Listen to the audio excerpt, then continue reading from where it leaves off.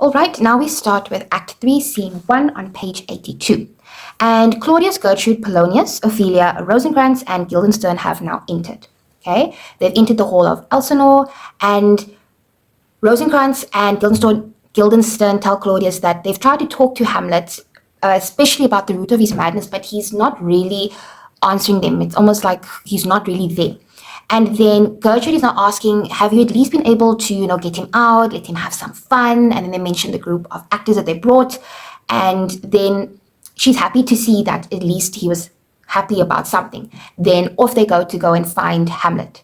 So even though everyone is concerned about Hamlet, the genuineness of this concern is to be debated, okay? And again, it plays into the theme of appearance versus reality. I seem concerned about you, but I'm actually not. I want to know something entirely different, okay? And it makes it difficult to figure out who's going to do what are they thinking, what is the reasoning that goes behind their actions, and so on. Okay, so page 83, Claudius asks Gertrude to leave so that he can speak to Polonius, okay? And they want to speak about how they're going to get Ophelia and Hamlet to meet up. Okay, so that they can spy on the two of them to see what is the relationship, how does Hamlet respond to Ophelia. Okay, Gertrude says it's fine, and she says, she hopes that Ophelia can at least help Hamlet get back on track, not be the way he's been and concerning her like this. And we see here that Ophelia and Gertrude are just kind of pawns that are controlled by the men, right? They say go, they go. They say involve yourself in this plan to see if Hamlet is mad, they do it. So they don't really have much autonomy here. They are very much like puppets. Okay, then she goes, and page 84, Polonius hands Ophelia a prayer book, and he says, pretend to read it while him and Claudius hide. And Polonius is saying, this feels like, it doesn't feel right that we're doing this, but it's for a good cause, so maybe we can let this slide. And Claudius is saying, I'm kind of used to doing something that I'm not supposed to, or dealing with something that wasn't supposed to happen. And he says, he is carrying a heavy burden, and we know it's a heavy burden of lies because of what he's done. And then eventually they go and they hide. So all of these lies are now building up, and they also questioning the values of Christianity, with sinning and lying and cheating and plotting, okay? Even though we know that Claudius has murdered someone, but now they're thinking about all of these things. Okay, Hamlet enters, and he's speaking aloud. He's speaking to himself out loud, and he's saying to be or not to be. And he's basically contemplating how he wants to die. Should he stay alive and fight off life's battles, or should he just say, I don't want all these burdens and all these fights, and just, take his life? But he wants to live a pain-free life. He doesn't want to be exhausted, he doesn't want to be oppressed, he doesn't want all of these things. Okay, page 85. But now he's saying he's scared of all the things that are going to come after death. And he thinks that is why he doesn't want to take his life yet. And it makes him feel like a coward. But then he stops when he sees Ophelia.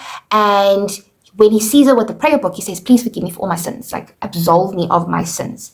Now, obviously, Ophelia is now going to be very confused by this, right? But she greets him, and she asks him, how have you been? And he says, I've been well.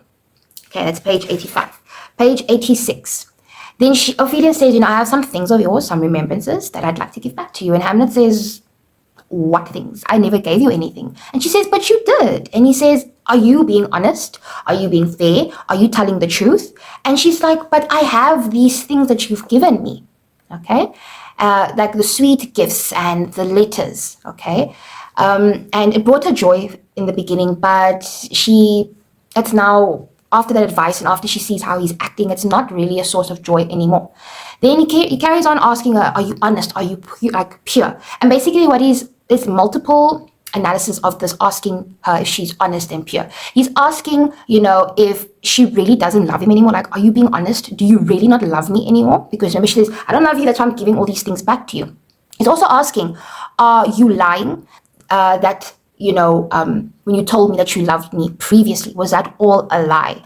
Did you have other intentions? And the third one is to ask, are you actually pure? Is your virginity intact? Or have you been doing other things? Is your beauty concealing the fact that you might not actually be pure like that? Okay. And this also stems back to Hamlet's anger towards his mother's marriage. He's like, you are not being honest. You're not being pure. You're not being, like, why would you do these things? How do I know that you are actually a pure and honest person when you go and do these things? Remember what his mother did now. Now it's kind of clouding his judgment of women in general. Okay, then still on page 86, Ophelia says, but, beauty and purity are actually connected. And he says that beauty can transform honesty into a board, into like prostitution. Okay, and it can but honesty cannot make a sinful woman pure again. Okay, and he's just going on about it, and he's saying, I really loved you, I really cared about you, but he's now saying, you're actually right, I never loved you. You see how he's like going back and forth the whole time, and he's calling her all these words, and he's being sexist, and he's saying, where is your honor? Where he's actually on a stripped her of her honor, the fact that he came into a room like that, the fact that he's, just treating her like this. Okay, then Hamlet says, you should go home. And you should go to a nunnery. You should go and lock yourself up. You shouldn't bring any more sinful people into this world. You should not become pregnant. You should not give birth. You should not carry on your lineage. Do you see how he's all over the show? And he says, I'm a sinner. All men are sinners. And you need to lock yourself up away from them, away from people like me. He says he's like a crook. Okay? And then he asks, where is Polonius? And she says her father's at home. But he knows that Polonius is actually watching them, and he's really putting on a show here. And he's showing that he's actually mad because they're now watching all of this. And we don't know whether what he's saying here is true or not, whether all these things he's saying to Ophelia and about Ophelia is how he really feels or how he doesn't feel. Again, appearance versus reality. Then we carry on. We're on page 87 now. And Ophelia is so flabbergasted with whatever he's saying that she's calling out to the heavens, to give her strength to deal with what's happening. And he says, even though you're pure as snow and you are beautiful and honest and whatever that you claim to be, you should be careful, because a lot of you women will put on makeup and speak in a certain way to be attractive and for people to like you. He says, jig and amble suggestively. Okay, and because women act like that, they make sinners and idiots of men. Again, going back to how his mother messed him up, basically. And he says that Ophelia must not get married again. He says, go to a convent, lock yourself up, do not continue your lineage. And then he leaves. Okay, that's page 87. Then we go to page 88. Okay, now Ophelia is alone, and she's, saying that, I don't know what's happened to Hamlet, but he has literally just thrown all his potential down the drain. He was a scholar. He was potentially a soldier, potentially a leader of Denmark. And all of that is just now gone to ashes because of how mad he's gotten, how far he's fallen, okay? And even though he said all of these things to her and about her, she doesn't say, I hate him. He is so horrible. She says, shame, there's actually something wrong with him. And whatever he said to me, I'm not going to take it to heart because there's clearly something wrong, and I hope that he's going to be okay. Page 89, Polonius then comes in and he's comforting her, and Claudius says that, there's something wrong with Hamlet, and we need to send him away to England on a diplomatic mission, but we need to get him away. We need to let him rest and not see any more of this world. And we don't know if Ophelia is sad because, she believes what he says, or if she truly had feelings for him and how it's gone. So it's a very conflicting situation that she's in. Okay, Polonius agrees with Claudius to send him away, but he says, before we send him away, let's just try one more time to see what is the cause of his madness, because they know that if they just send him away, they're going to have to deal with Gertrude and how upset she's going to be, and that could backfire, and then she might just want to keep him there forever instead of, slowly but surely getting him out. All right, now we are starting with Act 3, Scene 2, and that is on page 89, where Hamlet is now entering with this troupe of actors. Remember, they have this big performance planned, and the king and the queen are going to be there, and lots of other people are going to be there. And Hamlet has his monologue, that additional monologue that he wanted the first player to deliver. And he says, please don't overdo it. Don't over-exaggerate. I don't like it when people make a fool of themselves, and I don't like people who overperform, right? And the first player says, page 90, don't worry, we will practice hard and we will do our best. Now, this is funny because he's saying, I don't like how ingenuine it is when they overperform or they make a fool of themselves. But he is literally giving, he's making his madness ingenuine as well, right? Because he wants to get to the truth about his father's death. Okay, so then page 91, Polonius, Rosencrantz, Guildenstern enter, and Hamlet now asks them if the king and the queen are going to attend, and Polonius says that they will. Then now, Hamlet is now ordering everyone around. He's saying, make sure that everyone's ready, go follow them, make sure the actors are ready for the performance, and obviously they have to obey him because he's royalty. And he enjoys this because it's like the people he hates the most have to listen to him because he's higher than them. Okay. Then page 92, Horatio enters, and Hamlet is extremely and overwhelmingly happy to see Horatio, to the point where Horatio feels overwhelmed with how happy and Hamlet is and the warmth he's receiving from Hamlet. And it's just because, Hamlet is just he's just genuinely happy to be with someone who isn't scheming against him, okay? And Hamlet is saying, Horatio, you're such a loyal companion. You're a very level-headed man, morally good person compared to everyone around him, okay? And he says, because of these qualities of yours, I'm going to tell you a secret about tonight. And he says, the actors are going to perform a play, and there's a certain twist to it, that this play is going to be a replica of what happened to his father with all the appropriate characters and everything. And he says, please, can you keep an eye out on Claudius and watch his expressions to see if he is guilty or not. Okay. Horatio obviously says, I will do this, and if anything happens, I will report it to you. Okay. And also, Hamlet I think he's genuinely just happy to share the secret with Horatio, because now he can, instead of always having to double or suspect people, he knows Horatio is honest, and he says, I don't need to scheme around you. You are genuine and honest, and I can share this with you. Okay, then trumpets go off on page 93, and Claudius has entered, followed with Gertrude, Polonius, Ophelia, Rosencrantz, and Guildenstern, and some other members of the court. So then now Claudius, he greets Hamlet, and he's asking how Hamlet is, and Hamlet's just giving this really confusing response back. Okay. And then he asks Polonius, page 94, if he's ever acted in plays in college, and Polonius says he did, and he was good enough to play Julius Caesar. Now, Hamlet says, but his death was really brutal, and the person who murdered him, which was Brutus, was wrong to commit it. And Julius Caesar is a play of Shakespeare as well, and he's just like dangling that bit of the murder part just to see, if Claudius is going to squirm, if he's going to make him uncomfortable. Okay, then Rosencrantz informs Hamlet that the actors are ready, and Gertrude says, no, come sit by me. But obviously he wants to be able to see everything, and also he says, I'm going to go sit next to the more attractive Ophelia. Okay, then he sits by her, but he's like the whole time just saying all these sexually suggestive words, and he's just being very suggestive, and he's in an unusually good mood. Ophelia, realizes this, and he says, everyone in the room should be happy, even his mother's happy, even though his father died just 2 hours ago, page 95 at the top. And Ophelia says, but your father died twice 2 months. And he says, well, then, sarcastic, he's like, oh, okay, I'm gonna just take off all my mourning clothes, and I'm just gonna put on a suit of sables, because clearly it's too much time that has passed since his death. I should not be mourning him like a normal person. Okay. And also the way Ophelia is meeting him, it's either that she is, letting him get away with it. It shows just how weak she is, and, he's embarrassing her and he's harassing her. Or it shows that, she's actually cool and capable, and she can actually stand up for herself and meet him word for word. Okay, then trumpet sound, still on page 95, and there is a pantomime, right, which is a tradition in some of the forms of Renaissance and Elizabethan theatre, okay, that happens before the play. And basically what is happening here is just where they perform a scene in which the king and the queen are embracing lovingly, now in this actual pantomime, and the queen then leaves as the king goes to sleep.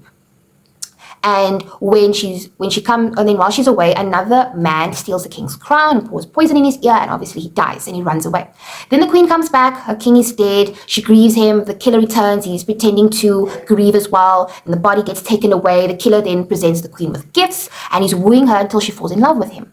And now this is now uncomfortable for Ophelia, because she can kind of see where this is going, and she suspects Hamlet of being behind it, and he says, just ignore it, just enjoy. And he carries on saying all of these sexually explicit things on page 96. Okay, then eventually the play starts. Okay, and there are two players acting as the king and the queen, and they're talking about how long they've been married and how much they love each other. Okay, the player king remarks that he has grown old and tired and will soon depart from the earth. But he wants his wife to remarry and find happiness. And she says, she would be cursed if she married again. She doesn't want to betray her husband, and she feels like if she had to get married, it would be like killing her husband all over again. This is on page 96 and 97. And she says that she would not get married. She would rather be condemned to a life of lasting strife, difficulty and everything else. And Hamlet's hoping that all of this is making the relevant people feel uncomfortable because, it's reflecting their lives. And he wants to call out all these people for all their bad deeds that they've done. Okay, and he's also condemning his mother. As much as he's out for Claudius, he also wants to make his mother feel bad because she moved on so quickly from her husband.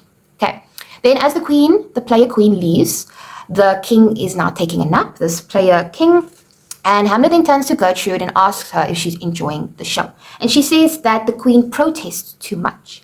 Then Claudius now asks on page 99, he says, whatever's going to come next, is it going to be offensive? Is it going to be startling? But Hamlet says it's all in jest, it's all fun, it's all games. It's not supposed to make you feel uncomfortable because no one's done anything, right? So if you haven't done anything, why would you feel uncomfortable? He's trying to catch them out. And he's trying to make the people that did, especially the king and his mom, he's trying to make them reflect on their actions.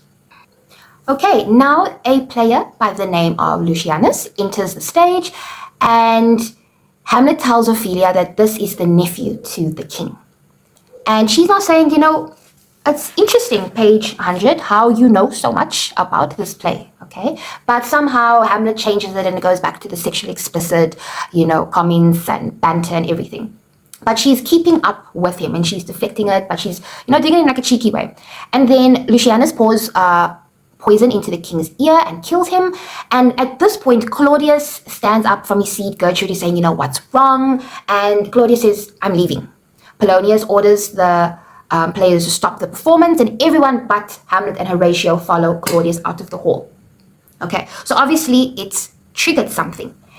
And to Hamlet, this proves that his plan worked and that Claudius is guilty, and now it's kind of opened something, like opened Pandora's box within Hamlet. Okay, page 101. Hamlet is now very merry and mischievous as he asks Horatio if he saw how Claudius fled from the scene. And this scene being, seeing his own deeds being portrayed in front of him. And he says that, and Horatio agrees that yes, Claudius did seem guilty. And then Hamlet is now saying, the players must make some music, because the king obviously didn't want to see the rest of the play. Then Rosencrantz and Guildenstern come back into the hall and say, Hamlet, your mom wants to speak to you, so please go to her bedroom. And he dodges them and he begins messing with one of the flutes of the player. So he's feeling like very victorious, and he's sick and tired of being bossed around and dragged from this one to that one, and this one wants that and that one wants that. So now he feels in control and very powerful, and he feels as though he has the upper hand over Claudius and his mother, and he's enjoying it. Okay, so page 102. And Hamlet then asks Guildenstern to take the flute from his hands. And, sorry, not page 102, page 104, sorry. After one of the players have brought the flute in, he now says to Guildenstern, please, can you play a tune? And Guildenstern is saying, I don't know how to play anything on a flute. Hamlet's insisting that you need to play something. And he says, if you can't play, are you trying to play me like a flute? He's somehow connecting all of that together, and he says, I won't be played by the two of you. He's feeling he's sick and tired of everyone just walking all over him, plotting against him, scheming against him, and he gets angry at Rosencrantz and Guildenstern for their very obvious betrayal of him. Okay, then Polonius enters, page 104, and onto page 105, he then tells Hamlet again, your mother wants to see you right now. Hamlet says, okay, go tell her I'll be there shortly, and then he is left alone. Everyone leaves. And he's now saying, this is a very witching time of the night. I need to control myself. And I'm angry with my mother, but I will rather speak daggers than to use any on her. And this speaks to how, okay, before I get there. Okay, so because he has proved that Claudius is guilty, he has this new energy coursing through him. And he wants to now he's feeling like he can do a lot, but he still isn't at that point where he wants to kill someone. Okay, but he feels like he can, but knowing Hamlet, the way he's been procrastinating and putting off killing Claudius, he's not going to do it anytime soon. So now he feels like he needs to restrain himself before he sees his mother, because he doesn't want to actually be violent with her. So he says he'd rather speak daggers, he'd rather say very hurtful things than actually physically hurt her. And this is where I'm coming back from now. A lot of women at the time, it just adds on to the fact that, a lot of women suffered physical violence. If the men around them didn't like something that they did, then there's a lot of physical violence inflicted on them. And then now Hamlet says, he just wants his mother to have guilt for marrying her husband's brother not shortly after he died. So he's just trying to conceal himself, relax himself before he speaks to his mother. Okay, we are now on Act 3, Scene 3, and here we have Claudius, who is talking with Rosencrantz and Guildenstern, and he's saying that, he is so disturbed with Hamlet's madness, he's going to send him and the two of them away on a mission to England, and they are just, kissing his butt and saying, we'll do anything that you want, anything. And this is just showing that as much as they are Hamlet's friends, which they are really not, they just are seeking the approval of the crown. And they don't know any loyalty, okay? And that they want to protect the king above all else. And then they hurry up and they leave on page 107. Then after they've left, Polonius comes in and says, Hamlet's on his way to see Gertrude. And then Polonius wants to hide behind the tapestry and he wants to eavesdrop again to see what's happening. Then he rushes off to do that. And Polonius is just all about, also, I want to be in the king's good books. I want to be on his side. But his luck is running out and he doesn't even know that. And we'll see why we say this. Then at last, Claudius is now alone and he finally admits to murdering his brother. In a lengthy monologue, okay? He says that he knows his rank, his offense is rank, is foul, is bad, what he did is bad. And he says, he just wants God to forgive him. 107 going on to 108, he wants his sins to be forgiven. But in order for that to happen, he would have to truly be sorry. And if you're truly sorry, that means you would give up your place on the throne, you would leave Gertrude, you would give his whole life up because you are truly repentful. But because he isn't truly sorry, he says, I can't do that. So he knows that he might not go to heaven. And he then says, okay, let me just pray. Okay, and then he kneels to pray on 109. Then Hamlet comes up behind him and he sees him praying. He's like, this is the perfect time to kill him. And then he says, but you know what? He's praying. That means if I kill him now, he's going to go straight to heaven. And that's going to defeat the whole purpose of this, because it's going to make me upset. It's going to make my father's ghost upset. So clearly I have to wait for him to be in a position, in a situation where he's full of guilt, okay? So that or even if he's in his incestuous bed, sorry about that, and then he will off him.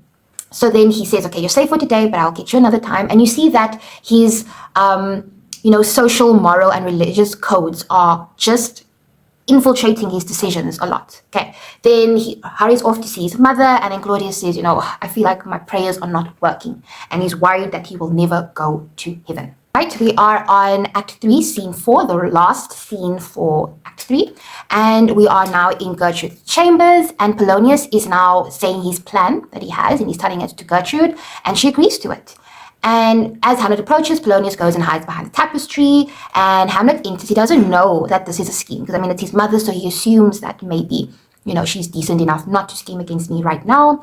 And then he asks his mother, what's the matter? We're on page 110. And she says, you've greatly offended your father. And then Hamlet says, but it's you who's actually offended him. And Gertrude's saying, but why are you speaking to me so cruelly? What have I done to you? And she says, do you know who I am? Have you forgotten me? On page 111. And he says, you are the queen, your husband's brother's wife. Okay. And he says, you're also my mother, unfortunately, so I can't forget who you are. And he's just full of resentment. And Gertrude can't speak to him about anything because, it's like, how can I look at you if you married your husband's brother-in-law in such a short period of time after his death? And he's just so angry with her. That is her biggest offense to him. Then Gertrude tries to leave and Hamlet begs her to stay. She then asks him if he plans to murder her, and then she starts to call for help because she's like, you're not in your right mind. Why are you doing this? Then Polonius hears her cries and he tries to also call out. And Hamlet hears this and he, is angry and he's like, what is that? Is that a rat? What is that? And he takes his sword and he sticks it through and he ends up killing Polonius. Okay? And Polonius, just think of this to remember, as he is stabbed and he's dying, as he's falling, he's like, oh, I am slain. Okay, so he calls out as he is dying. Gertrude then curses Hamlet for his bloody deed, and he says, well, it's basically the same as you killing your husband and marrying his brother. Okay, and as he says this, she doesn't,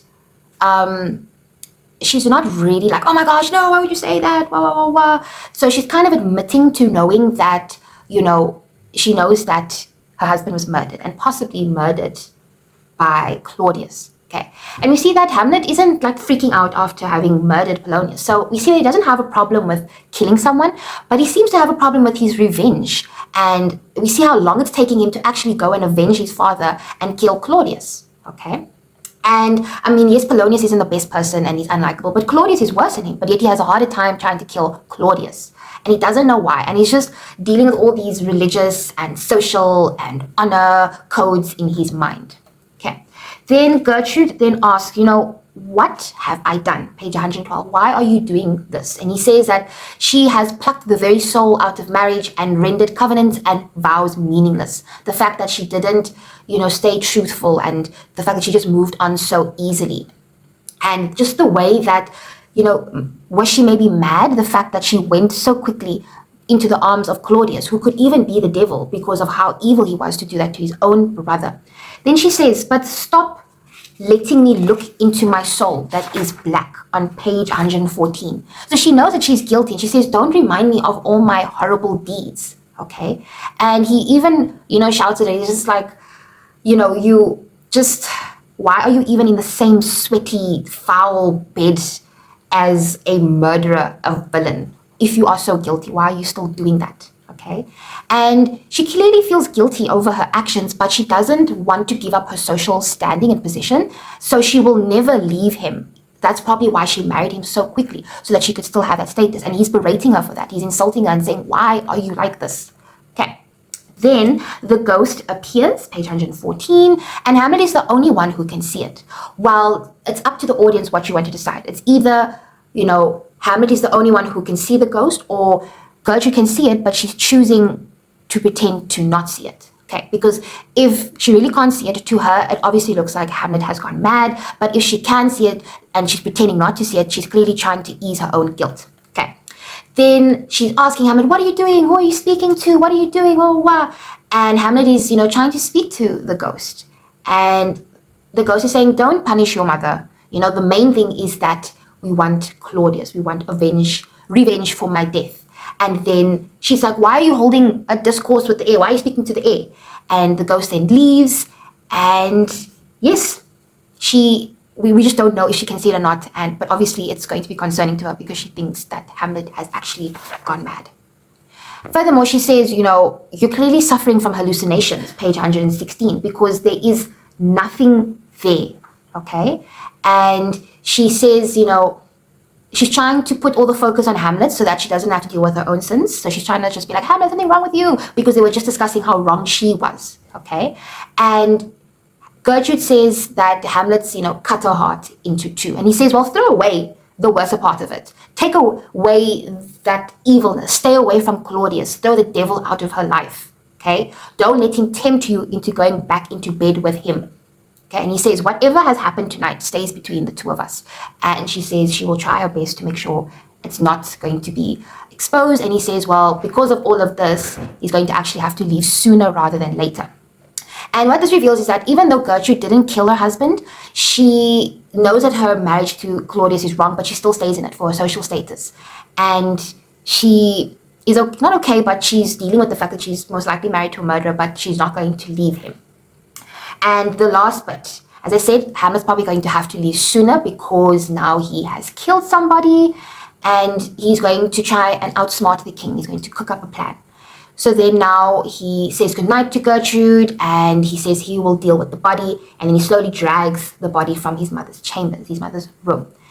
And he basically is just going on about, this is 117, his plans to get out of the situations that Claudius is putting him into, okay? And he's just going on about, I'm smarter than the king, I can outwit him. But deep down, he's still sitting with that shame that I actually can't kill this man. And because I can't do that, it's affecting my ability to avenge my father. And that makes me so ashamed. And that's the end of Act 3.